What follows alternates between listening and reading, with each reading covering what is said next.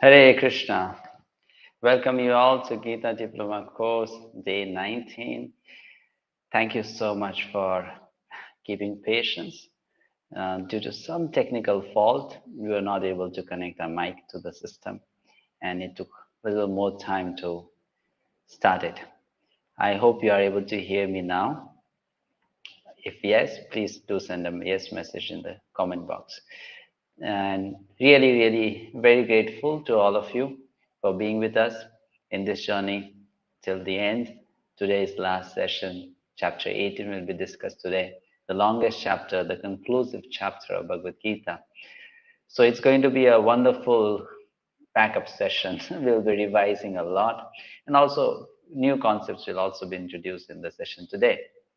Let's begin by chanting the prayers. Om Ajnana-timirandhasya Jnananjana Shalakaya Chakshur Unmilitam Yena Tasmai Shri Gurave Namaha Namo Vishnupadaya Krishna Prishtaya Bhutale Srimate Bhaktivedanta Swaminiti Namine Namaste Saraswate Deve Gauravani Pracharine Nirvishesha Shunyavadi Paschatya Deshatarine Jai Shri Krishna Chaitanya Prabhu Nityananda Shri Advaita Gadadhara Shivasadi Gaura Bhakta-vrinda Hare Krishna Krishna Krishna Hare Hare Hare Rama Rama Rama Hare Hare. So I'm very happy to be with all of you once again for this last session of Gita Diploma course. Chapter 17 we discussed yesterday. It talked about the complexity of the prison house of material life.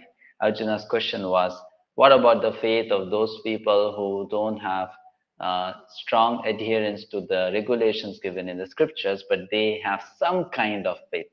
So Krishna very nicely elaborated in the previous chapter about those people. Where do we put them? They are neither fully divine nor are they fully demoniac. So three modes control us in all ways. That's what we could understand. That was the complexity. Now, how to come out of that problem? What is the solution? The solution is chapter 18. But before, quickly, let's look at chapter 17. Krishna spoke about faith in three modes.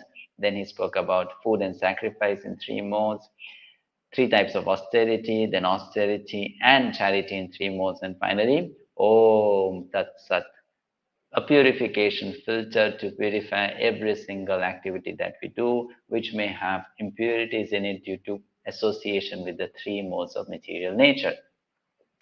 For Arjuna, the knowledge that Lord Krishna gave was a bit mind-boggling. Why? Because Bhagavad Gita, the nature of Bhagavad Gita is that it makes you think, it makes you introspective, it makes you look at your own thoughts, at your own intentions, at your own attitude, at your own approach towards life. Arjuna, when Bhagavad Gita was beginning in chapter 2, before that in chapter 1, he was having his own ideas of what is dharma, what is right action, what is good for everyone, and what is good for himself. Now, as the knowledge is unfolding by Lord Krishna's grace, he is able to see that actually he was quite wrong. And this is a lesson for each one of us. When we come across truth, we are able to understand ourselves, how wrong we were before. That's called realization. That's called spiritual development. That you know that you were wrong before, and now you have something better to do. So Arjuna realized that when he was thinking about renunciation in chapter 1, basically his idea was people will appreciate his renunciation. He is he was posing as a good man, a kind-hearted person. Let me give up this kingdom. Let me give up the prospects of being a king in future. Let me give up the sense gratification that a royal kingdom will give to me. Let me give up all of that. So people are going to appreciate my vairagya, my detachment. But now he's realizing that even renunciation or our tendency to give up things, to give up relationships, to give up opportunities, to give up situations can also be something controlled by the three modes. Just like charity is controlled by three modes, which is a religious activity. People consider charity as something nice, but we discussed that even charity can be done in mode of ignorance.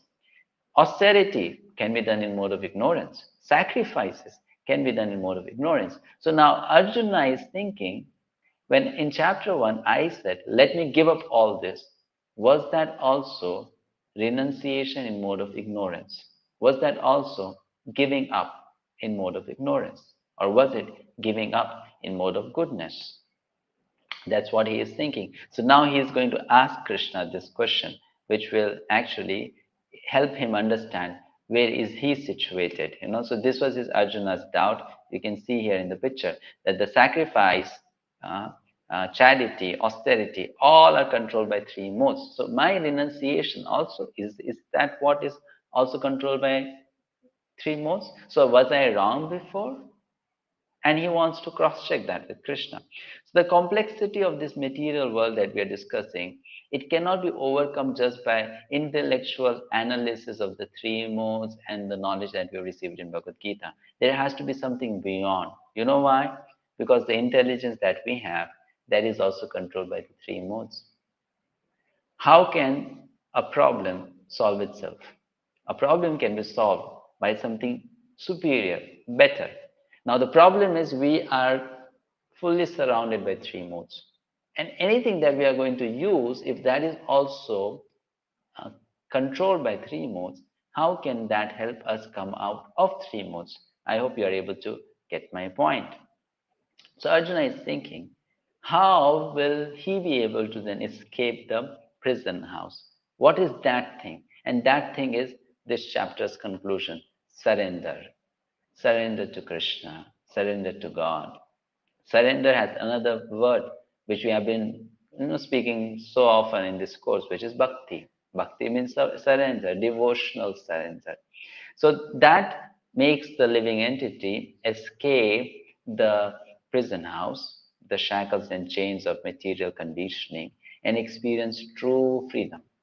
This chapter will take us to that point.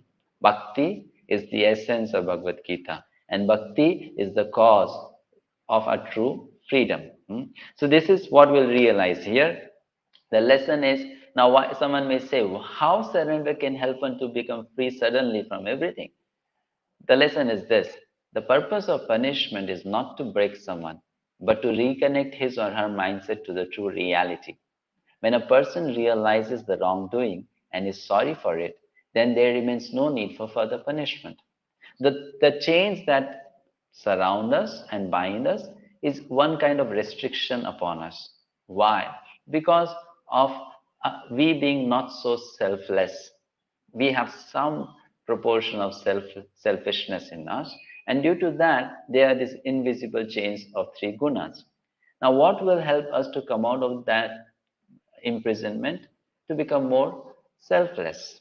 That selflessness is same as bhakti, that is pure love, that is surrender. So when one surrenders, one has realized that actually I was wrong before. And once when someone has realized this, then there is no need of further punishment. Isn't it so? When a child who has done a mistake goes to the teacher and says, I'm sorry, teacher. From next time, I won't do it. I promise. This time, I did it, and I know now this is wrong. It hurts me, it hurts others.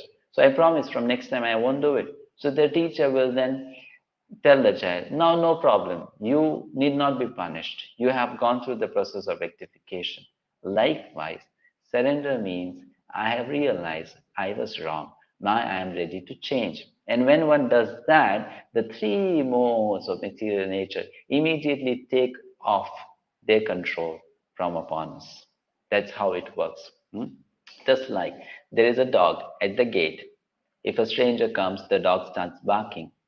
But if the stranger is able to call the owner of the house from inside, and the owner comes and says, Ish, don't bark. He will shout at the dog. Keep quiet. The dog will stop barking and the stranger can come inside. Likewise, the three modes of material nature are in one sense a security system to prevent people who are not fully selfless, pure in heart, to enter into the realm of complete spiritual joy and happiness. When a person surrenders to God, is like calling on the owner of the house and saying, hey, it's me here. And then Krishna looks at the Prakriti or material nature and says, come on, let him come inside, release him. And that person gets released, or that person gets an opportunity to get into the house.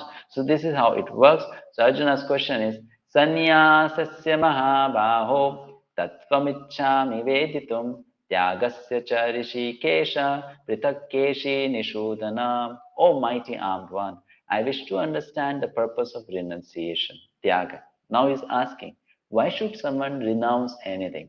And of the renounced order of life, sannyasa, O killer of the Keshi demon, master of the senses. So Arjuna has been now forced to go deeper and deeper. Now he wants to exactly know what is the purpose of sannyas. Why should someone take sannyas? Is it really needed to take sannyas? How it helps? Even Tyaga is considered very glorious. But is it really glorious? What role does it play in one's spiritual development? So this will be answered by Krishna thoroughly here.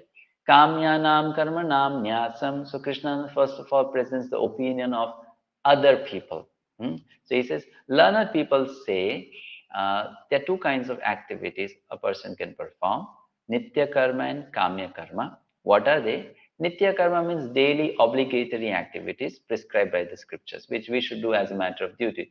Getting up in the morning, cleaning your body, going to the temple, worshipping the Lord, and offering obeisances to the superiors, to the elders, to the Supreme Lord. These are Nithya karma, eating at regulated time, sleeping on time, which one should do daily. And then Kamya karma is something which is done occasionally to fulfill some particular desire.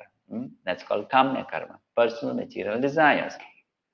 So Lord Krishna says, there are these two kinds of karma, and some people, some learned people say, sannyas means to always engage in nitya karma. One should not give up nitya karma, perform nitya karma, but one should give up kamya karma.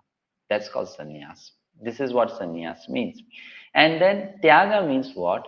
You don't give up any of these two karmas. You engage in nitya karma, you also engage in kamya karma, but you give up the fruits of the work. You give up the fruits of the action. You give up the result. To whom? To God. For God's service or seva.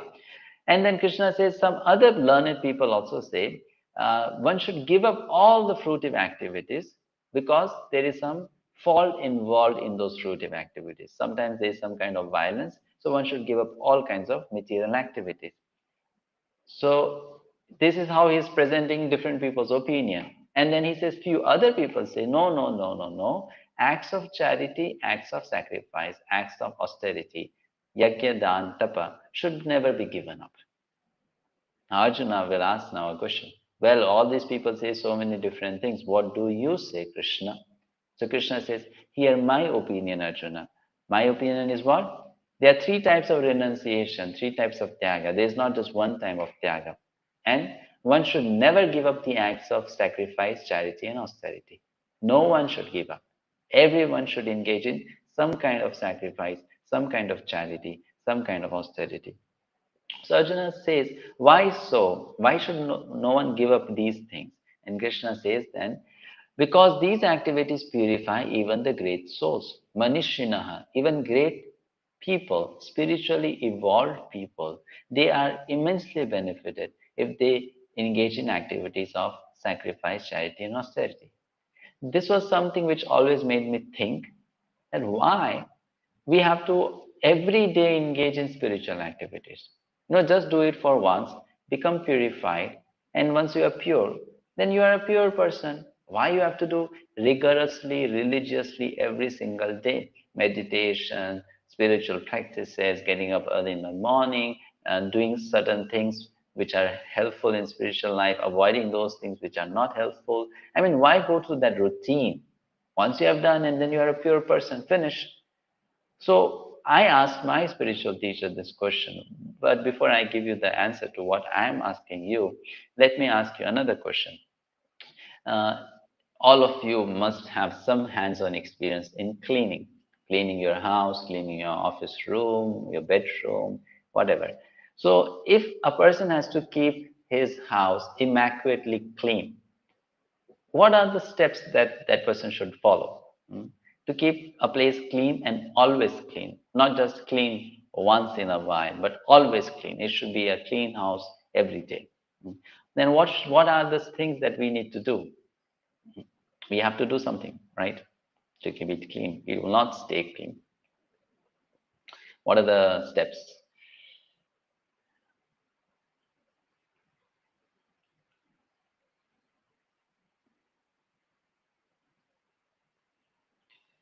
Everyday cleaning should be done. Very good.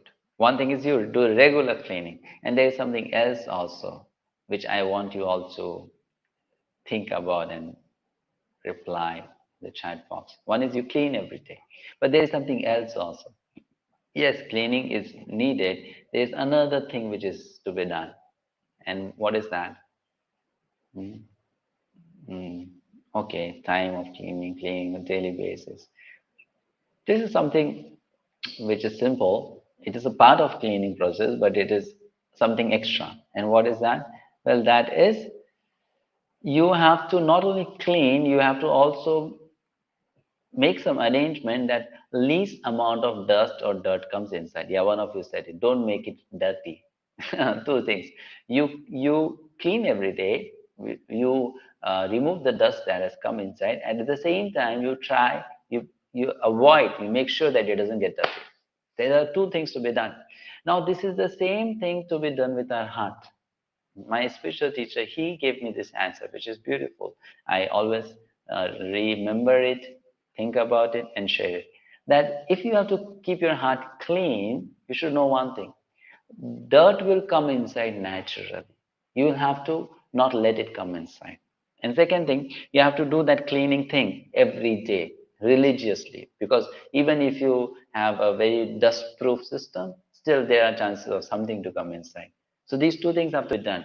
Everyday cleaning and protecting the heart from the dust that may come inside, from those enemies, 6 enemies. We have discussed about them before, right? So the lesson is what?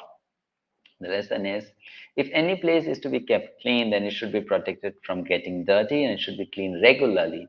Spiritual activity helps in removing the old dust from our mind and not allowing new dust to enter into it. So if we engage in these 3 activities, yajna, dan, and tapa, sacrifice, charity, and tapasya, austerity, then the dust which we have accumulated in the past will get wiped out. And also, it will prevent the new dust from coming inside. That is the reason why we should regularly study Bhagavad Gita, not at once in a while, once in one life. No, every day if possible. If not possible every day, once, twice, thrice in a week. Even this Gita Diploma course, don't think that once you have done it, then it's done.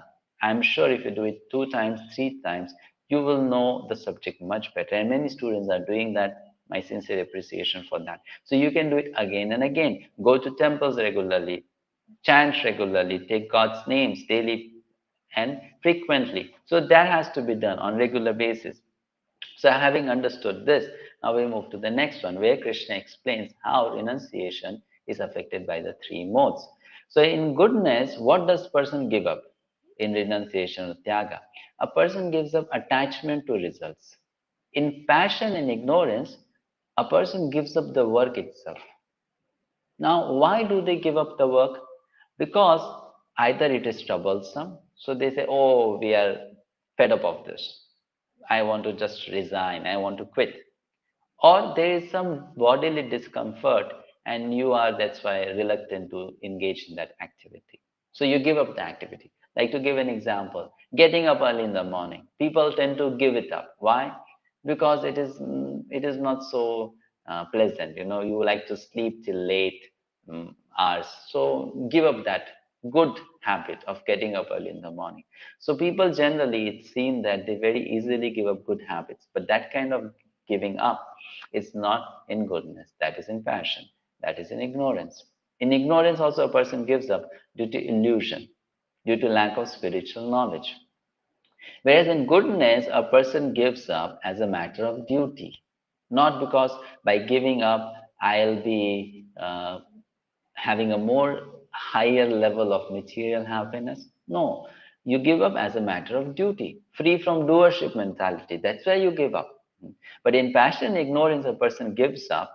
Now, please, I'm repeating because it's very important. Nowadays, people have the habit of giving up on people, things, trash everything, trash relationship, trash people, trash material commodities, because it's newly available, ready and soon in the market, anything. So we give up easily. But if we give up in the category of passion and ignorance, that's not going to make us spiritually grow. So then uh, Arjuna said, which means I should renounce in goodness, not in passion and ignorance. And Krishna said, yes. One should renounce in goodness, not passion and ignorance. So certainly. And what is that? Renunciation. One is not hateful of that work which is troublesome to the body or mind. We may not like to do certain things, but if those things are good for us, we should not give up those things. We should do those things. They may not be comfortable at the bodily platform or mental level, but we should continue to do those things. We should not develop some kind of hatred towards those things, aversion. And one should not be attached to things that give material reward. Just because it's giving me some extra perk or some extra gain, I engage in that activity. No, one should renounce in goodness, which means no attachment unnecessarily and no unnecessary detachment also. So what do we understand after you have covered this section of chapter 18, first 12 verses of 18th chapter? What is Tyaga? Tyaga is equal to what? What is your understanding by now? Tyaga means renunciation. So renunciation means what here? What has to be given up and what should not be given up?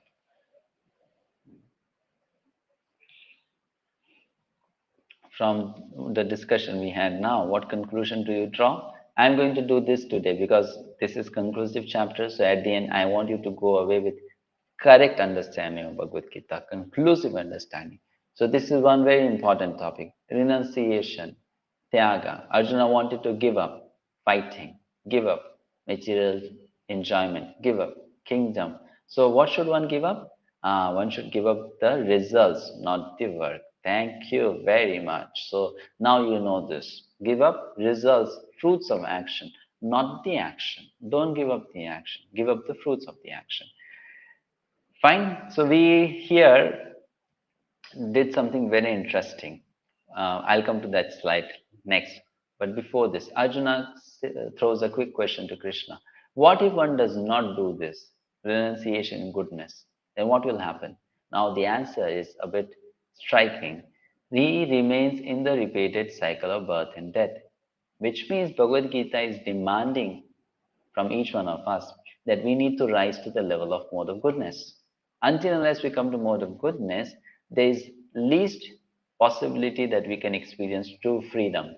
We will be then thinking that we are free, but will be very tightly bound by our own bad habits. So one has to rise to mode of goodness, then one can become free. And if one does not do that, then there's repetition in the cycle of birth and death, and one gets three kinds of experiences. Which are they? In Bhagavad Gita, it is said as Ishtam, Mishram, Anishtam. Ishtam means desired, auspicious. Mishram means mixed, in between. And Anishtam means inauspicious, which is not desired. So if I say Mishram, mixed, happiness and distress, is human life. This is the mixed one. This is the intermediate level, the middle part. Then what is going to be Ishtam, higher than this? And what is going to be Anishtam, lower than this? Based on what we have discussed in Bhagavad Gita so far, you should be able to tell me what are the other two results. One is better than human life, but it is material, better level of material enjoyment. And the other is a lower level of enjoyment than human life. So we hear about this categorization often in Vedic scriptures. So what are the other two results? Let's see if you are able to connect with that point which I'm trying to make here. What would be the better than human life and what would be lesser than human life? Then that covers the whole cycle of birth and death. Okay, very good. We got some answers here. Yeah, thank you so much, Hanitaji. It's Ishta means Swarga or heavenly happiness, and Anishta means Naraka or hellish suffering. So these are two things: heavenly happiness and hellish suffering, and human life. So a person rotates in these three things again and again. The cycle goes on. Sometimes we go up, sometimes we go down, sometimes we stay where we are. The merry-go-round, experience which we sometimes have when we go to a fun park. So that kind of experience goes on in the whole cycle of life and death. So this chapter is now concluding the initial section that we discussed in Bhagavad Gita. You remember, right? Bhagavad Gita has three major subjects: karma, jnana, and bhakti. So Krishna explained karma in the first 6 chapters of Bhagavad Gita. And all that knowledge Krishna summarized in first 12 verses of 18th chapter. Isn't Krishna amazing? I mean, just imagine. God is really, really God. In the sense, He is more than genius. Such a wealth of knowledge which was given in 6 chapters of Gita is summarized here in just 12 verses. The whole first 6 chapters are done here. And what is the conclusion? That one should not renounce the prescribed action or duty. One should renounce the work of one's, one should renounce the fruits or the results of one's work. Having said this, now Arjuna has next question: how to give up this mentality that I am the doer? This question has been discussed before also. You might be wondering why there is repetition, because this is the wrap-up session for Arjuna as well. His time is getting over now, so he has to conclude. Krishna has to conclude, and they need to start with the fighting part. So Arjuna is asking now how to give up that doership mentality. Krishna has already explained it before, but now Krishna explains it in another manner.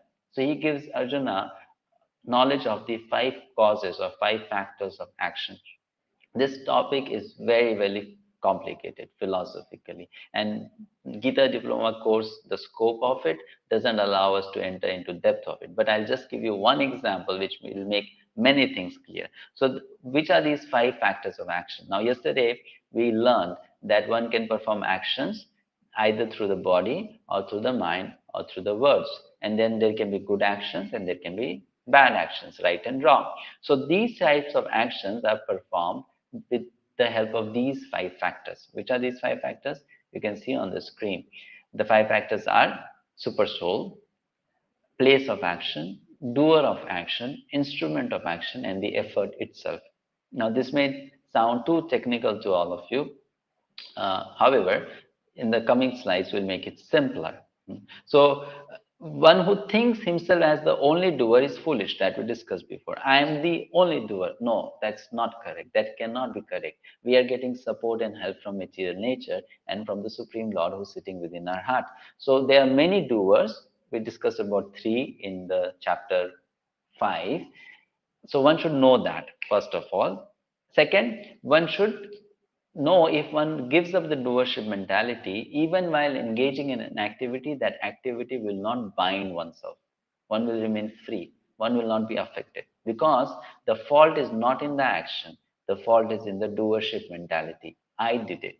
I did it. That's why I own it. That's why I should be enjoying it. So this principle is being cleared here. What are the 2 factors of actions or 2 parts of any action? Krishna will explain. Jnanam 𝗃𝗶𝗁 𝗃𝗃𝗁.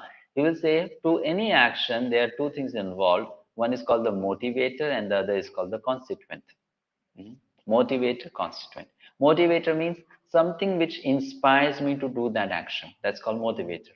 And constituent means the parts of that action. Now I give an example, a very simple example to explain this. It cannot be made simpler than this. Trust me, this is the most simple thing which I can tell to explain this concept. Now let's say, I assume all of you have eaten this sweet which you see on the screen. It's called gulab jamun. Very, very delicious, very tasty. So let's say we have to do an exercise of making gulab jamuns. How many of you know how to make gulab jamuns? If you know, you can definitely send a yes on the chat box. So if you have to make gulab jamuns, there are certain things which are very much required for you to do it. What are those things? I'll explain. First of all, you should have sometimes eaten a gulab jamun, correct? Sometimes you should have eaten a gulab jamun, or you must have seen a gulab jamun, which means you should have some knowledge of gulab jamun. If you don't have knowledge of gulab jamun, how will you be inspired to make gulab jamun? You're getting the point? So first is experience. I should know what a gulab jamun is. I should have some past experience of eating gulab jamuns, a good experience. So that knowledge is required, and that knowledge will motivate me to get involved in the activity of cooking or preparing gulab jamuns. The other thing is that why you want to cook. You want to cook maybe to eat yourself, or you want to cook for your friends, family, you want to cook to sell, or you want to cook to offer to the Supreme Lord as a bhoga. So there is an objective. Objective means at the end, I want gulab jamuns, 5 pieces, 10 pieces, 20 pieces, whatsoever. Correct? So here you see there has to be knowledge of gulab jamun, there has to be an end result that I want these many number of gulab jamuns. That is a part of the action. The next part is, now I want to make gulab jamun, so I should have a place where I'm going to do the cooking, and I should have a setup. I should have the utensils, the spoons, and then the ingredients. All those things are needed, right? In order to prepare gulab jamuns. And finally, if you have the ingredients, if you have a place dedicated to cooking, if you know what a gulab jamun is, if you want gulab jamun, you still need to put efforts. You need to work to make gulab jamuns, right? So in this way, Krishna explains action. It's a brilliant explanation by Lord Krishna. He divides it into small sections, 5 parts, and explains them individually. If you know that, then you will be able to actually understand the parts of any activity from all different angles. So here the question is, definitely I've already given the answer. I did not uh, specify it completely, but I have given the answer in the example. In this example, which I gave to you about gulab jamun, and you see 4 things mentioned in the column: knowledge, object, instrument, and work. If I ask you, of these 4, which are the motivators and which are the constituents, then what is the answer? I hope you're clear with the concept and with the whole explanation. I did mention before, there are 2 parts to any action. One is motivator, which motivates me to do that thing. And the other thing is some parts of that work, which we are going to do. So of these 4 things, which all belong as in the category of motivators and which all belong to the category of constituents, parts of the work, or yes, parts of the work, part of the action. Which all? Yes, first and second are motivators. Very good, right? And then instrument and work are the parts of the work itself. Correct? Yes. Motivators, knowledge and object. Constituents, instrument and work. The effort. Work means the effort. So Krishna explained this. Now, why did Krishna explain this to us? It may now not make much sense, but because we are not going into the depth of it. But he explained this in order to help Arjuna become free from doership mentality. That you are not doing it all alone by yourself. There are so many things involved. Like, to give an example, if I take the credit, I made such nice gulab jamuns. What about who gave me the ingredients? Who gave me the place to cook the gulab jamun? What about that? What about the recipe I followed? There is someone who made that recipe and I just copied it and pasted it.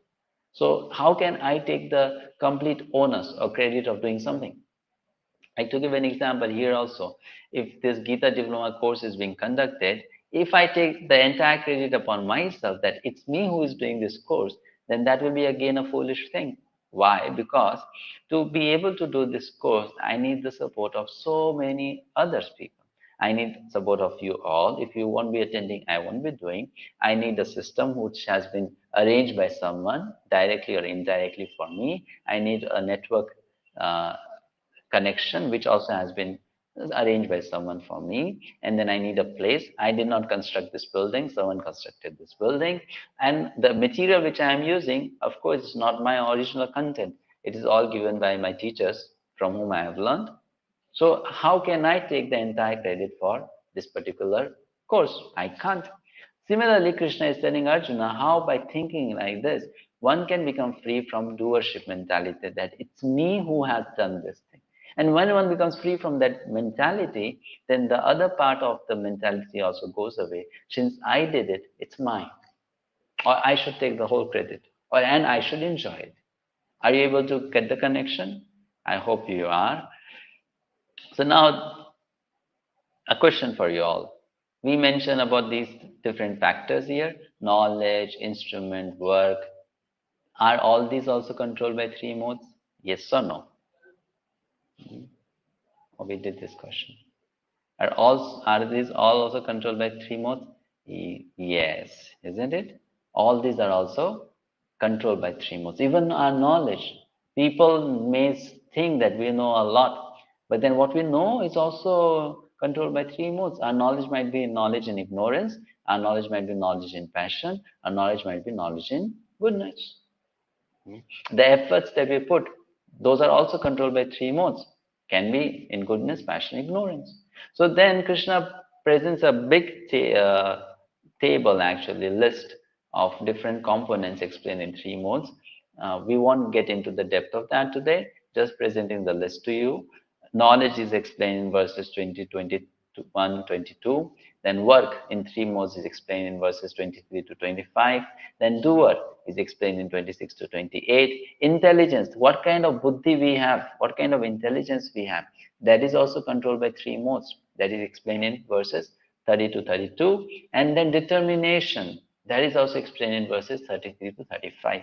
Now this section of Bhagavad Gita, if people, they seriously studied, let me tell you something, you will understand life so much better than before.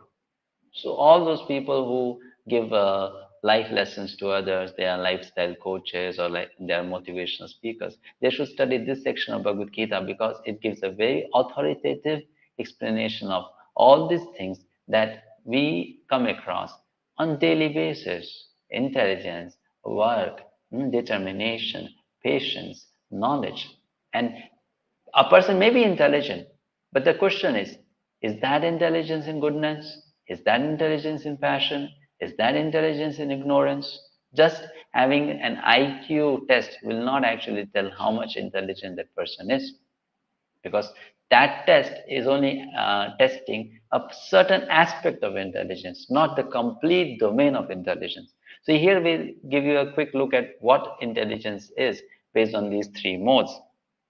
When the intelligence is sattvic, then that person is said to have a good understanding of what is dharma, what is adharma, what is right, what is wrong. There is clarity in that. A person is very clear. I should be doing this, I should not be doing this. When the intelligence is in mode of passion, then such a person has a very bewildered understanding of what is dharma, what is adharma. That person gets really, really confused always. Cannot choose, always right or left. This is good, that is good. This confusion is always there.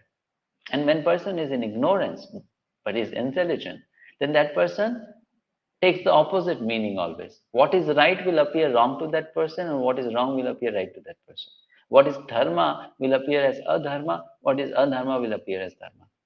Like, to give an example of all those people who think Ravana is a hero and Lord Ram is not, they have intelligence, but their intelligence is intelligence in mode of ignorance, because they are not able to see the good thing as the good thing, and they are not able to see the bad as the bad. They are seeing the good as the bad and the bad as the good. Opposite. So this is based on foolishness. Now such people may think themselves as very intelligent. Others may also applaud them as very intelligent, but actually, as per Bhagavad Gita, their intelligence is only a product of mode of ignorance. It's based on foolishness. So then after Krishna explained all this, then he's giving a final touch to the three modes of nature topic by explaining that how happiness is also controlled by three modes. People do everything they do in this world to be happy, isn't it? So Arjuna is asking Krishna, is the happiness also controlled by the three modes? And of course, Krishna says yes. So now I can ask you a simple question here. What are the types of happiness? How many in number? What will they be? It's a very simple question. It's like asking a student, what is 1 plus 1? You say 2. So here the question is pretty simple. What are the different types of happiness then? Based on whatever we have discussed till now, how many types of happiness?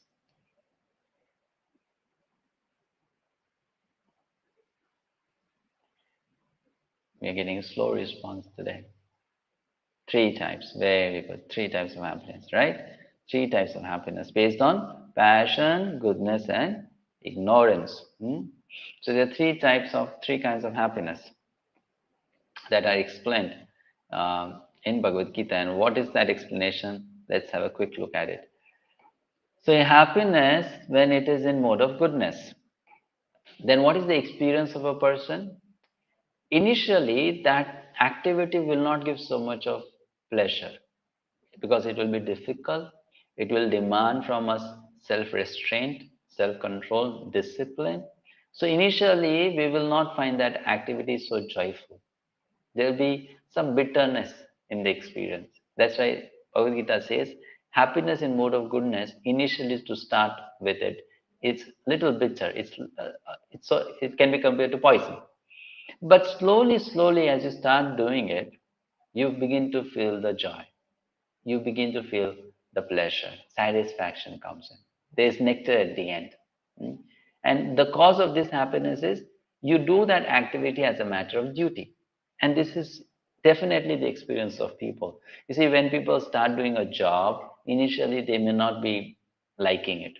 But as they start doing it in a dutiful manner, then just working itself gives them pleasure. Then they are not so much interested in how much they are earning. Of course, that's a practical part of one's being employed somewhere, but then that doesn't become the highest priority. The highest priority is we just do it as a sense of duty, and we start we start liking to do it. So that is based on duty. Whereas when it is happiness in mode of passion, in the initial part, it's very exciting, it's very stimulating. Oh wow, it will be such fun. But as you indulge in it, it appears to be very, very, bitter, poisonous. Then it's no longer a good experience. Initially, it's like it's very, very nice. Oh, you dream about it, you plan about it, you share with others. I'll be doing this, and it will be so much of fun. But as you engage in it, then you start realizing this is not so nice. I mean, what's a big deal about it? So what is that happiness? Basically, what is the cause of it? Sense gratification. Just responding to the stimulations that we get from material nature. Our eyes, our ears, our nose, our skin, they will pull us in different directions. And we just respond to that stimuli. And that gives us some pleasure. So that's happiness in mode of passion. And then the happiness in mode of ignorance. This is poison in the beginning, poison in the end, which means actually it is just based on self-torture. But people, because they are so low in consciousness, they begin to assume torture, self-torture as happiness. And how do you get that kind of happiness? What is the cause of that happiness? Sleeping, too much of sleeping, laziness, being in illusion, being in darkness. And that gives joy to people because they have that level of consciousness. So those who are happily situated in mode of goodness, their happiness will inspire them to move forward in self-realization. And those who are happily situated in mode of ignorance, their level of happiness will make them more and more blind towards self-realization, God-realization, or spirituality. When I was in my engineering college, second year, I used to go to the hostels of first year students and do some Bhagavad Gita classes, trying to connect them to the teachings of Bhagavad Gita. Now this is long time back, almost 13 years ago. So one of those students, he asked me this question. I see so many people around who are happy and they don't study Bhagavad Gita and they don't believe in God. They are not religious. Why are they happy? And you say that if you become a devotee or you chant Hare Krishna or you study Bhagavad Gita, you'll become happy. But I see people who are already happy without doing it. So at that time, because I was not so informed, with the knowledge given in Bhagavad Gita, I could not give a very satisfactory answer to him. But now I know why people are happy or why they look happy. Because it's happiness, but not happiness in mode of goodness. It can be happiness in mode of passion. It can be happiness in mode of ignorance also. That doesn't mean it is the highest type of happiness. Doesn't mean that it's the best kind of happiness. So it's not just enough to be happy. What matters is, what is the quality of our happiness? We'll come to that lesson later. So let us do this exercise. I ask you a question, I give you an example, I ask you a question to put into a category of happiness, whether it is sattvic, rajasic, or tamasic. Now, this girl, she got chocolate cake and she is eating it. She loves to eat chocolate cakes. She's eating and she's so happy. You can see she's smiling and she's having fun, good time, party time. But she eats so much of chocolate, then her stomach becomes really, really spoiled. Then what is this happiness? This is happiness, but what kind? Yeah, it is rajasic or passion. It is passion. Now this person, the first day he started smoking, he was coughing. As many times he smokes, he coughs. There's a burning sensation in the chest. And maybe later on he'll have some chronic disease also. Okay. So what will be his kind of happiness experience? He's finding it cool. Oh, it's so nice, so fashionable to smoke. But then what is the type of happiness that he's experiencing? That is tamasic. Bitter in the beginning, bitter in the end, bitter everywhere.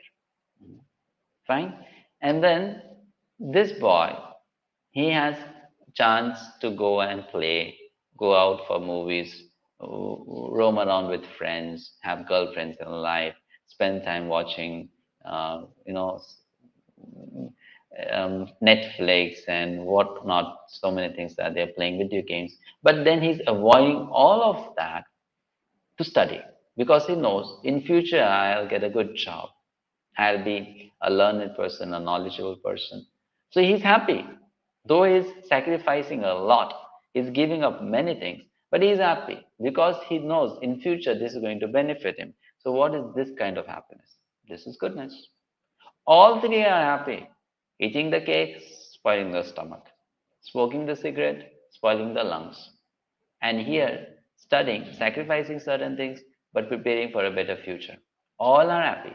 But this person is happy in goodness, other two people were happy in passion and ignorance. So the lesson is, don't just think if you are happy. Ask yourself, what is the level of my happiness? Is the happiness that I am experiencing all in all, or is there a better and higher level of happiness? That's what human life is for. We should be not just thinking, oh, is this going to make me happy? No, we should be thinking, what kind of happiness is it? What is the level of this happiness?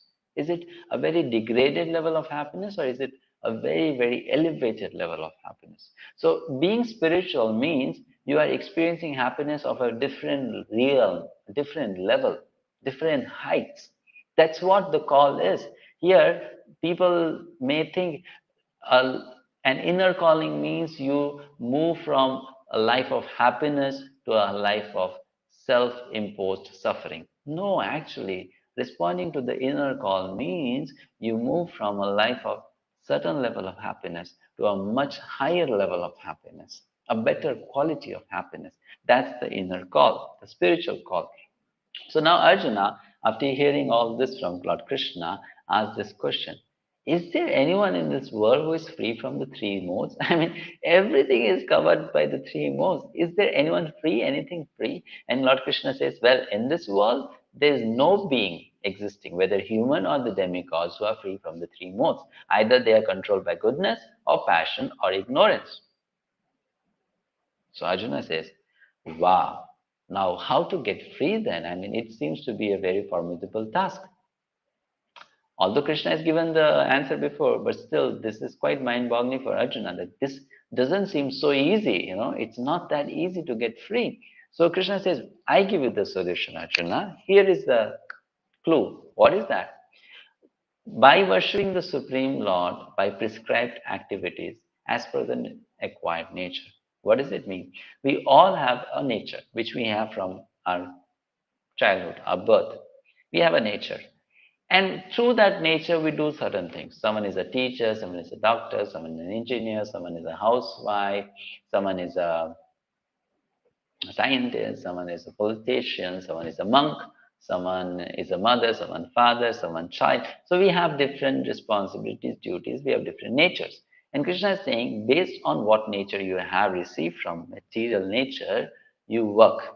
And you work in a manner that you are worshipping the Supreme Lord. Arjuna says, that means I don't have to give up my duty as a fighter. I can stay a fighter. I don't have to become a monk. I don't have to become a renunciate. I don't have to become a brahmana. I can remain a kshatriya. Krishna said, that's what I've been trying to tell you since the beginning of this whole discourse, that you are a fighter. Stay a fighter, remain a fighter, but fight in a way that it will give you complete freedom. It will take you out of this prison. So Krishna this explains very beautifully actually. So before we go that, let's come to this slide now. So we discussed that Bhagavad Gita last chapter concluded by telling about karma before. Now it is concluding by telling us about something else. What is that something else? So my question for all of you is, in Bhagavad Gita we discussed these three things: karma, jnana and bhakti, correct? So which chapters of Bhagavad Gita elaborately explain about jnana? Today we are in chapter 18. From previous whatever chapters we have done, chapter 1 to 17, which chapters prominently talk about jnana or knowledge? Which are those chapters? 7 to 12? Oh no, 7 to 12 was something else, correct? 7 to 12 was something else. That was bhakti. So which chapters talk about jnana prominently? What we have done till now? You can leave the one we are doing today. So which chapters are left then? I have made it very simple for all of you now. 13 to 17. Very good. It should be 13 to 17. 18th is going on today, isn't it? It's the conclusion. It covers everything. So 13 to 17. So now Krishna, in just 28 verses, he summarized the whole Jnana section. Chapters 13 to 17 summarized in verses 13 to 40 of chapter 18. He summarized this. And he is explained here what? That how knowledge can help us become free from the doership mentality and understand how everything in this world is carried out by the three modes of material nature. The three modes of material nature does, right? We only inspire the action. We only initiate the action. Finally, it is carried out by the three modes. And it is sanctioned by the Supreme Lord, Paramatma. In this way, any action is performed. So now Krishna will then go to the next section where he'll explain about nature. Very important topic for all of us. Again, Brahmana, Kshatriya, Visham, Shudranam, Chaparantapa, Karmani, Prabhibhaktani, Swabhava, Prabhavirgune. Brahmana, Kshatriyas, Vaishyas, and Shudras are distinguished by the qualities born of their own natures in accordance with the material modes, or chastiser of the enemy. So here, please try to understand. Bhagavad Gita, Lord Krishna, the Vedic society, doesn't label people in a, what do you call, rubber stamped manner that this is Brahmana, this is Kshatriya. It is all based on that person's nature. And we discussed before, the nature is based on what? It's based on one's guna and karma. What are the three modes that make up one's body and mind and intelligence, and what kind of work a person engages in? That decides that person's varna. So we have four varnas: Brahmana, Vaishya, Kshatriya, and Shudra. So as per Bhagavad Gita, these four varnas and people in these four varnas are controlled by the gunas in the manner presented on the screen. In the table, you can see that for a Brahmana, primarily, and that's the whole thing which is prominently available in his varna, is primarily or she is primarily controlled by sattva guna. A person who is sattva guna is someone who is brahmanical or has the nature of a brahmana. and should engage in activities which are meant for a Brahmana. There are certain occupations which are designed for a person who has the nature of a Brahmana, and that person should engage in those occupations only. That will keep that person happy, satisfied. So that person has prominence of Sattva Guna. Then a person who is Kshatriya in nature has primary guna, which one? Rajas. Passion is primary. And secondary is Sattva. There is Sattva present, but Sattva is not the prominent. The prominent is passion. And there is little amount of Sattva. Then a person who is mercantile class or community belonging person, Vaishya, that person has which guna primarily? Mode of passion is there, rajas is there. And secondary, which is the guna? Tamaguna, ignorance. And a person who is Shudra in nature, the primary guna that controls that person is tamas, ignorance. And the secondary guna is rajas. This is how people, they can be known based on gunas, or based on varnas, we can identify their gunas. It is interconnected, right? So the more we study our own gunas, we can also come to know in which varna do we belong and what kind of profession or occupation will suit us the best. So this knowledge given in Gita can be used for career counseling. People nowadays, I know so many of them, they are not so happy with what they are doing, what kind of job they have, what kind of profession they are involved in, because they are doing something very opposite to their own nature. And there is no proper counseling available for them to take care, take help from, and be benefited. But Bhagavad Gita gives that very practical guidance on the basis of gunas and also on the basis of what kind of work you like to do. This can be decided. A very helpful tool here, of course, I won't say this is the conclusive tool.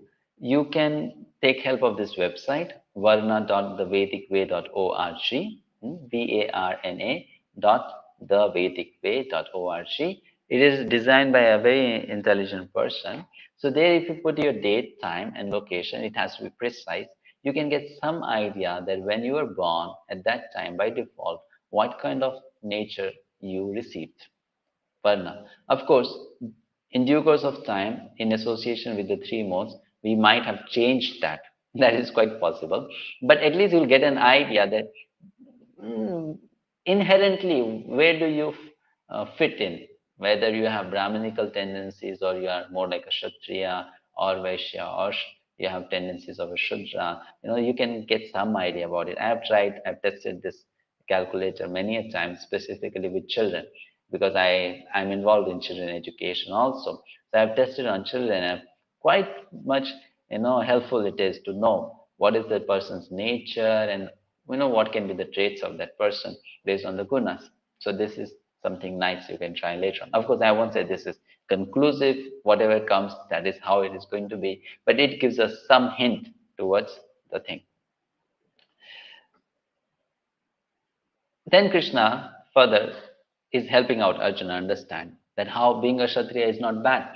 𝗬𝗬 𝗃𝗗𝗁 𝗵𝗔𝗔.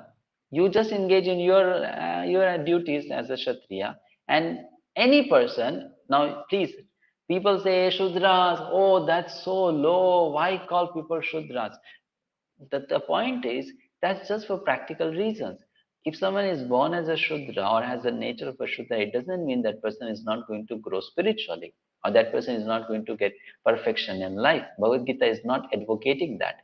Bhagavad Gita is just saying it's for your practical benefits that you should know where do you fall in which category. So by just engaging in our work based on our nature, we can become perfect. Every man can become perfect. That's what Krishna is saying. Someone who is born as a Shudra can also become perfect. Someone who is born as a Brahmana can also become perfect. So then Arjuna says, how? What is that science? And Krishna repeats the same thing which he has mentioned before. He says, Supreme Lord is the source of all and is everywhere. Arjuna says, please explain that. A bit of a mystery, what you mentioned now. And Krishna said, well, because the Lord is the Lord for all, He is the source of all, and is everywhere, you just worship Him through your work and its results. Simple. You just give the work that you do and the results of that work to the Supreme Lord as an offering. That will make you free from the control of the three modes of material nature. So Arjuna said, well, but the Brahmanas are in goodness. So is it not good to become like them? And Krishna says, it is better to engage in one's own occupation, even though one may perform it imperfectly, than to accept another's occupation and perform it perfectly. Isn't it important, this advice by Lord Krishna? We should be doing what we are supposed to do. Even let's say we are not doing it best, 100%, but we are able to do something, so we should do. And let others also do, even if they are not doing it 100%, they are doing something. If it is as per their nature, it's going to benefit them and it's going to benefit others also. So stick to your nature, that's the point. Arjuna said, I didn't understand. And Krishna said, well, Arjuna, you think Brahmana is pure, but even mode of goodness is, is, is basically an obstacle. Yes, it is pure, but it is not the best. Mode of passion is less purer than goodness, but anyway, that is not the final thing. And of course, mode of ignorance, no question about it. So the whole point is whether we are in goodness, whether we are in passion, whether we are in ignorance, we have to engage in spiritual activities which are transcendental, beyond the three modes. And what is that? We engage in our activity in a manner, we offer the result of whatever we do to God, to Krishna. That will help us become purified. So Krishna says every endeavor, it can be anyone, Mr. ABC or Miss XYZ, anyone, whatever we do, it has some imperfection. There's nothing like Mr. Perfect and Miss Perfect. Everyone has some imperfection. Any person in this world will have some fault. So Krishna says, how can anyone do completely purely? There will be some impurity involved in it. But just because there is impurity involved in it doesn't mean that that will not help us move ahead or become better. Just as fire is covered by smoke, if not too much of smoke, little smoke is always there. Likewise, all our endeavors are covered with faults. But the good part is, if we do something, what is that? This diagram will make it very clear. Now take karma. The karma means action, any action, whether it is Brahmanical action, action done by a Kshatriya, Vaishya, Shudra, any action you take. That action, if it is prescribed in the scriptures, that is going to have two parts to it.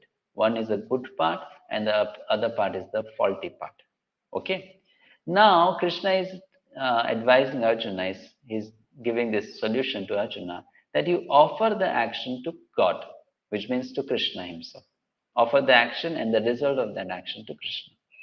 When this is done, what will happen? What will Lord Krishna do? When we offer the results to Krishna, what happens to the defect or the fault? What will be done with that? Krishna is going to tell us, oh, your actions are faulty. It is imperfect. So I reject you. I don't care what you're doing. You know? Is that what Lord Krishna is going to do? Like one asked me yesterday, a lady from Africa, West Africa, she questioned me, if what we do is not the most perfect, should we quit doing it? Because anyway, it's not going to give us result if it's not 100% perfect. So should we stop doing it? So what is Krishna going to do? Purification. He will purify. Okay, he will purify what? The fault or the good part or the whole karma? What will he purify? What happens to the defect or fault? Krishna accepts the defect. Krishna accepts the fault. What does Lord Krishna do with that? Purify. Okay, all of you are getting the word purify. It's not wrong what you said, but actually the word is Krishna will destroy. Destroy what? Krishna will destroy the fault. Eventually, gradually, he will do that. He will destroy the fault. He will remove the fault part. And then slowly, our actions will start becoming more and more pure. So Krishna has a very special delete button. Delete button. And Krishna is going to press that delete button. And then the fault will be deleted. And he will accept the good part. He'll take the good part. And when he'll take the good part, what he will do? He will reward the person with spiritual knowledge. Are you getting it? I mean, this one diagram explains a lot.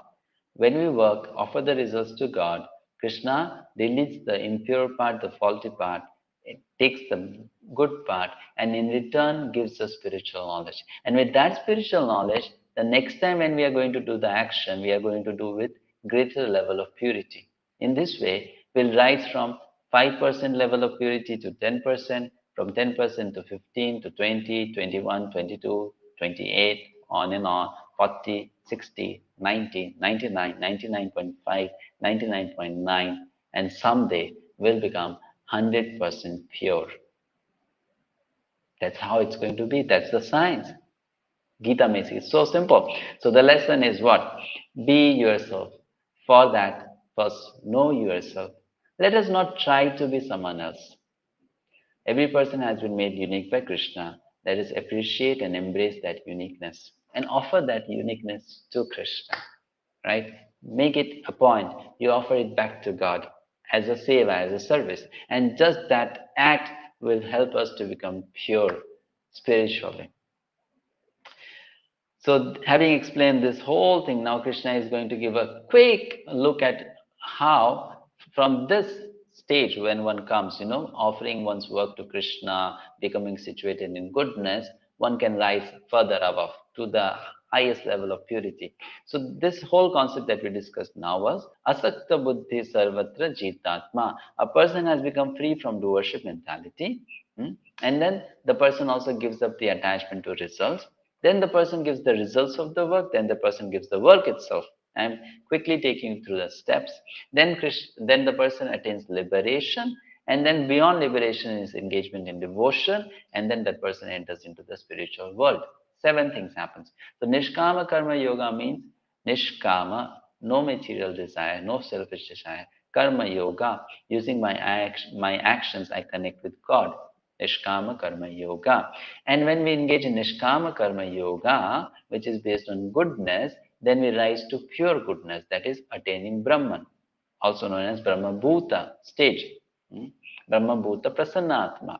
And then one enters into Brahman. From Brahman, one rises to the next part, which is devotion, pure bhakti. Brahma Bhuta to bhakti. And with the help of that bhakti, then one enters into spiritual abode, the spiritual kingdom, also known as God's kingdom, home, sweet home of Lord Krishna. The place where you are totally free, the place where you are, the place where you don't have to become someone else, the place where you experience joy naturally. You don't have to do something to be joyful. So back to Krishna, bhakti to Krishna. So in this way, that person makes progress, step by step, climbing the yoga ladder, making spiritual growth. Bhaktya mam avijanati yavanyaschashmi tattvataha tato mam tattvato gyatva vishate tadanantaram. So at that stage, when one is pure in consciousness, one is able to perform bhakti. And through bhakti, one can understand Krishna. One can understand me as I am, as the Supreme Personality of Godhead, only by devotional service.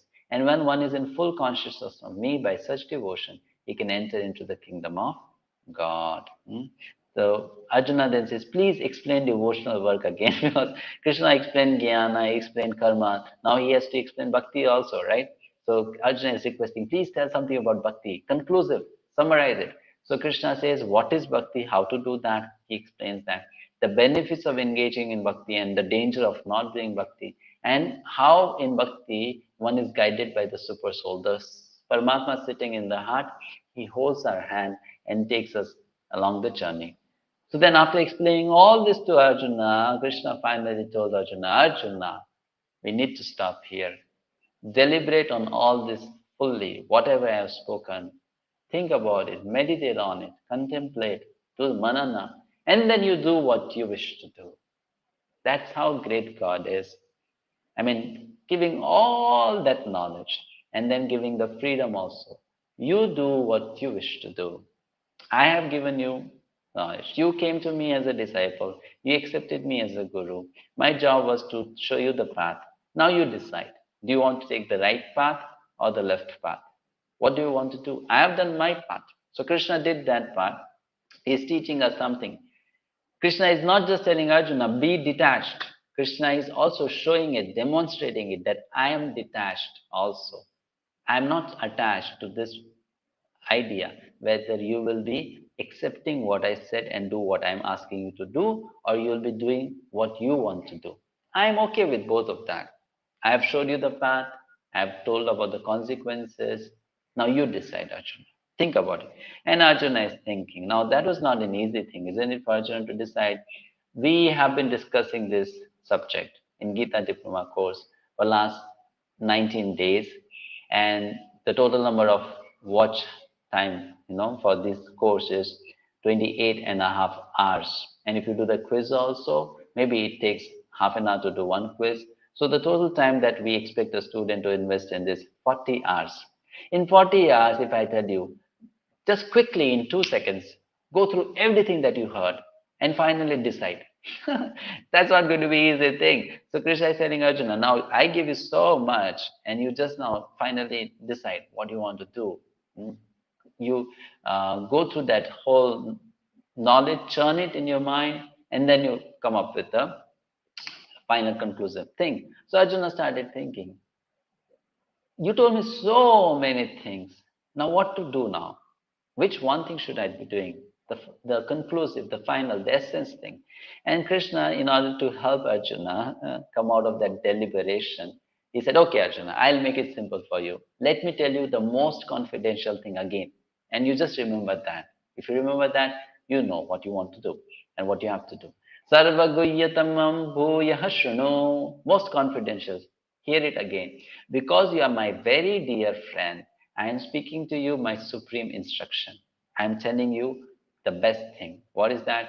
Manmana bhava madbhakto madhyaji mam namaskuru. The same instruction which he gave in chapter 9, verse number 34. The most essential instruction of all the Vedas. 4 things. Always think of Krishna, worship Krishna, become Krishna's devotees, offer obeisances to Krishna.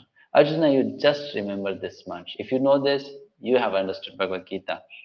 And then Arjuna said, what about all those different dharmas? Kshatriya dharma, Kul dharma, Pati dharma, Pita dharma. What about that? What about that? And Krishna said, don't worry, Arjuna. Give up all kinds of dharma. Just surrender unto me.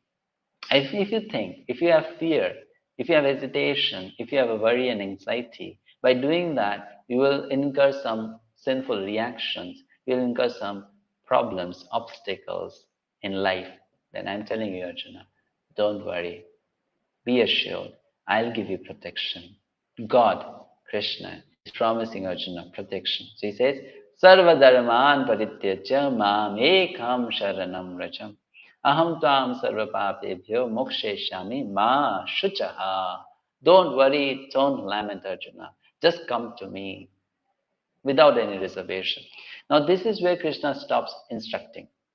Bhagavad Gita, although it starts in chapter 1 and goes till chapter 18, verse number 78, Krishna's role as a guru, as an instructor, starts in verse number 2.11, which is chapter 2, verse 11, and ends in verse 18.66. Because God is the best poet, he concludes also in a poetic manner. How? If you look at the first word of the verse 2.11, it is asochayan. And if you look at the last word of the verse 18.66, it is ma shuchaha. Asochayan, shuchaha. Krishna is beginning with a particular word, ending with the same word. Do not lament. Why are you lamenting? This is how beautiful God's dialogue is. I mean, who can say that this is a human being's composition? It cannot be. It's a masterpiece, only possible to be given by God. So then after this, Krishna, in order to encourage Arjuna and also to encourage all of us, he speaks about the benefits of studying and teaching Gita. Yes. So first of all, the teacher gets maximum benefit. Good for me in this situation. So what Krishna promises to those who teach Bhagavad Gita? Krishna says that person will be getting pure bhakti, a chance to engage in pure bhakti. That person will get a chance to enter into my abode. That person will become my most dear. And if someone engages in studying Bhagavad Gita, then that person gets the benefit of doing one kind of yajna, sacrifice, which is Jnana Yajna. Okay? And if someone engages in hearing Bhagavad Gita, then one gets free from all kinds of sins, and one later on gets auspicious future, which means one will enter into future planets in the next life. So all of you who are participating in Bhagavad Gita course here with us, which all benefits did you get? Looking at this list,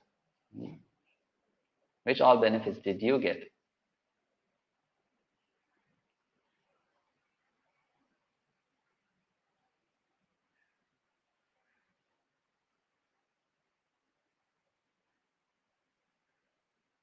Okay, so slow reply this time. I don't know why. It's because of the internet. Studying and hearing. Yes, you got the benefit of studying and hearing, 2 and 3, right? And you can also get the first one. How? Share with others whatever you learned. If you do that, then you also get the other benefit which is involved in teaching. So Arjuna and Krishna, they end with this final question and answer. Krishna asks Arjuna, Arjuna, have you heard all this with an attentive mind? Were you attentive enough? Were you mindful enough? And if you did, is your ignorance and illusion now gone? Are you now properly situated in your constitutional position, in your duty? Are you situated in that? Now you know who you are and what you should be doing? And Krishna, when he asked that to Arjuna, Arjuna very emphatically mentioned, yes, my illusion is gone and I've regained my memory. Who am I actually and what I should be doing? I am now free and firm from doubt. I am now firm and free from doubt and prepared to act according to your instructions. I'll do what you ask me to do. 𝗪𝗍𝗵𝗀𝗻𝗔. I'll do what you tell me to do. I'll fight Krishna. I will fight. So this is where Arjuna stops speaking, Krishna also stops speaking, and the final conclusion is given by Sanjaya. You know now the whole thing. Sanjaya is with Dhritarashtra, narrating the whole episode of Bhagavad Gita and Mahabharata war. So he tells to Dhritarashtra, he is giving his realization. What he's saying? He's saying, Adbhutam Roma Harshanam. Oh, I am feeling such joy. My hairs are standing on end by hearing this Adbhut, wonderful dialogue between Krishna and Arjuna. Sanjay is considering himself fortunate to get a chance to actually hear this whole thing and to be able to speak to Dhritarashtra. So he's saying, Adbhut, this is wonderful. I am so joyful. And he's then telling Vyasa Prasadat, by the mercy of Vyasa, I have heard it. Now, why he's saying Vyasa Prasadat? Because Sanjaya was a disciple of Vyasadeva. So a question here, why is he remembering his guru here? Why is remembering Vyasadeva here? Why is he taking the name of Vyasadeva? What is going on in his mind that he is recalling Vyasadeva here?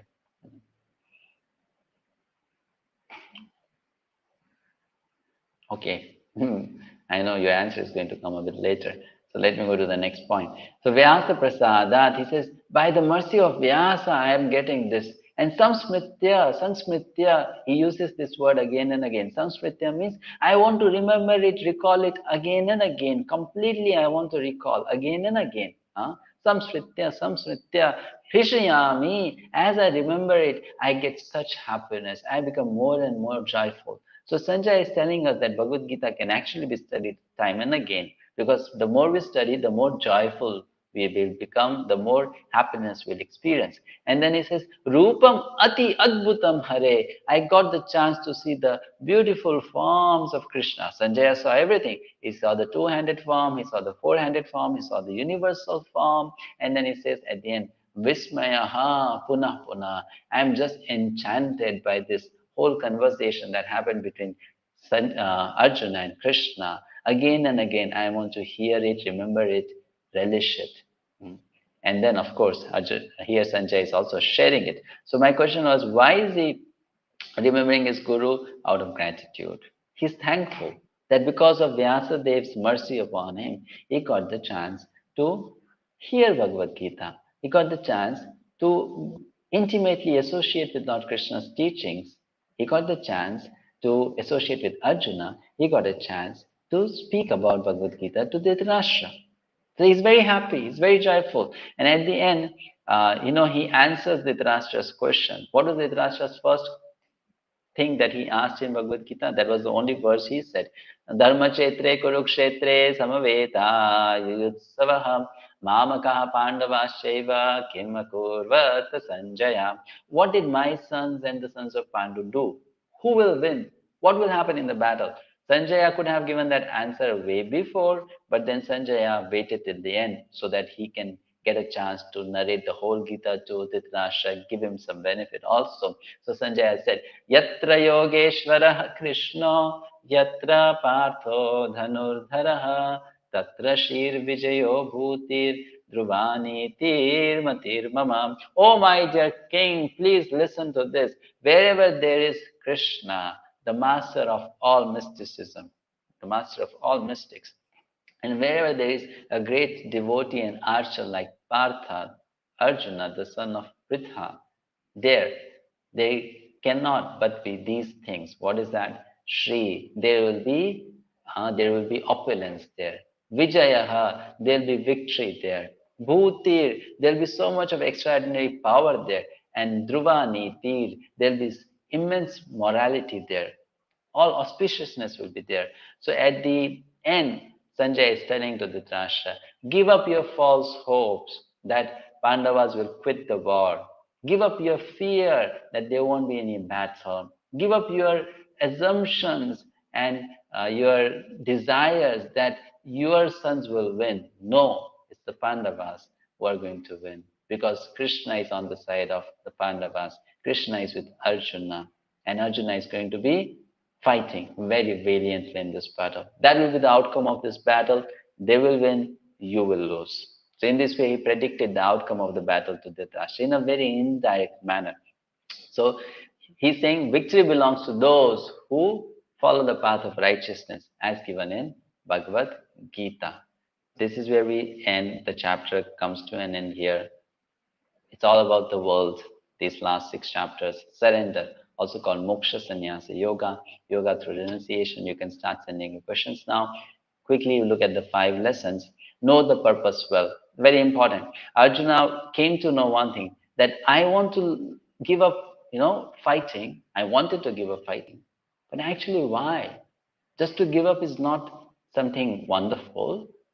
Anything I do, whether it's austerity, whether it is renunciation, whether it is charity, whether it is sacrifice, I should know the purpose.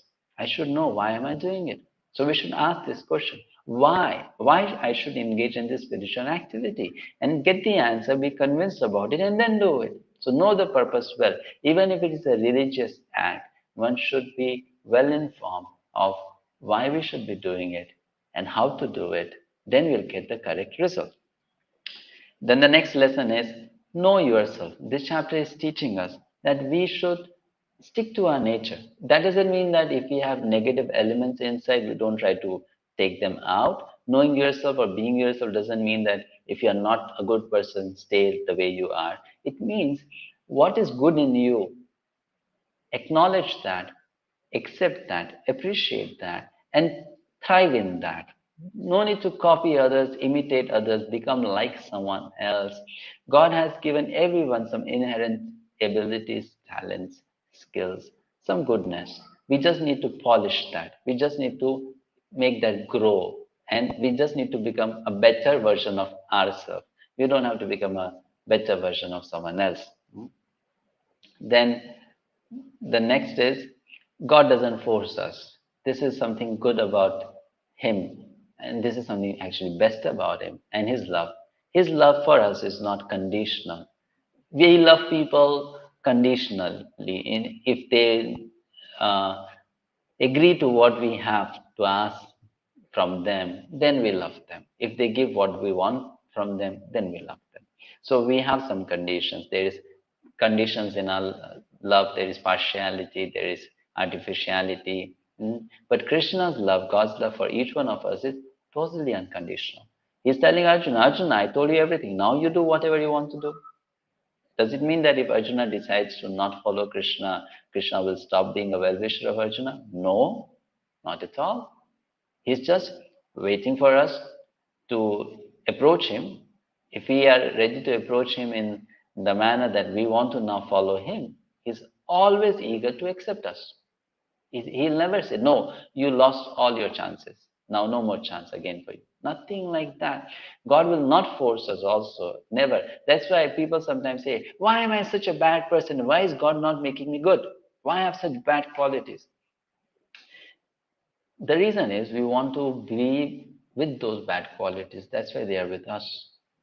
If we want, God's help is there to take us out of any situation which is not good for us. But we just need to know that it has to be our initiative. It has to be what we want. What God wants, that is a different thing. First of all, what we want. Then we need to make what we want same as what God wants. And the fourth thing, share to learn. If you want Gita to sink in you, share whatever you learn with others. That's the best way to learn Bhagavad Gita. Because when you share, you get the extra bonus points from Lord Krishna. You get the extra benefits. You get more intelligence from Krishna, how to understand Bhagavad Gita better. And then the final thing, Sanjaya is grateful, that's why Sanjaya is happy. We want to be happy in life. We all want to be happy. But the key to happiness is be grateful. Be very grateful for every single thing. We don't know how much we are getting benefit from others, people directly, indirectly. So let us take out time to say a genuine thank you to all those whom we know and to also those whom we don't know, because of whose efforts, whose sacrifices, whose good intentions we are getting so much in life, whether it is spiritual or also sometimes material. So be grateful. Sanjaya is happy, not because Bhagavad Gita is nice. That's the only reason. Bhagavad Gita is nice, yes, but he is happy because he is grateful. Dhritarashtra was not that happy because he was not grateful. Big chapter, somehow that we completed in 90 minutes. That was quite an achievement. So Arjuna says, Tyaga and Sannyas, please explain. So Krishna explained renunciation in 3 modes. Then Krishna explained 5 factors of action. Further, he explained 3 modes in detail. Then work as per your nature, Nishkam Karma Yoga to pure bhakti, and finally, he spoke about the glory of Bhagavad Gita. We heard from Krishna, we also heard from Sanjaya. So we end here. Thank you so much for being with us in this course. I'm so grateful to all of you. And yes, as I mentioned before, the credit for this course goes to many, many people. Specifically, I would say in the beginning, it goes to my teachers from whom I have learned all these things. And I just try to share with each one of you the presentations, the idea behind. So much I have borrowed from others. It doesn't belong to me, to be honest. My only contribution has been to put everything together. That's all.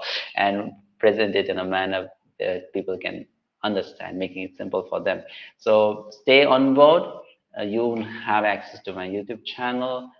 Tomorrow, mostly we'll do the first phase launch of our website, simplevedas.com. Stay in tune with that. Many courses are going to come in future. Many videos, audios are already uploaded there. So you can take benefit from that. And these are a few upcoming courses that we have. It's in Hindi, but yes, if you know Hindi, you can join. If not, you can recommend others to join. So 𝗟𝗶𝗳𝗏 starting from 14th of March, 12 sessions, Monday to Saturday. Timings are mentioned. Then another course coming in month of April. It's on the teachings of different great teachers. That is also mentioned. And then Gita Shastri course, which you might be interested in, will be starting in the month of May, 7th May. In-depth Gita study, 60 sessions, 2 hours each. Classes will be on Saturday and Sunday, morning time, 10 a.m. to 12 p.m. And the registration details are given.